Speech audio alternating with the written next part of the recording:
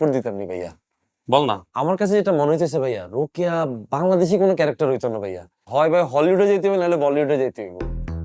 হলিউডের কাউরে আমরা ক্যারেক্টার দিলে সে কি নোয়াখালীতে কথা বলতে পারবে?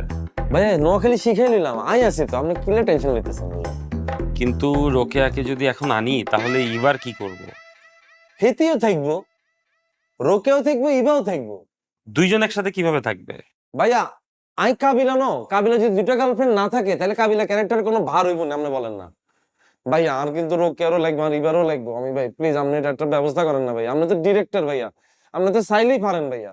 আর এবার তো একখানা বাজেটও বেশি, পেমেন্ট একখানা নাইলে আপনি বেশি যাবে ভাই, সমস্যা কি, দেন না ভাইয়া প্লিজ। আমি ভাই দুইজন ভাইয়া দুগা লাগবে ভাইয়া প্লিজ, দেন না আমি ভাই প্লিজ ভাইয়া প্লিজ ভাইয়া। আর রোকেয়ারও লাগবে, আর ইবারও লাগবে ভাইয়া প্লিজ প্লিজ। আমি আপনার কাছে একখানা রিকোয়েস্ট করলাম।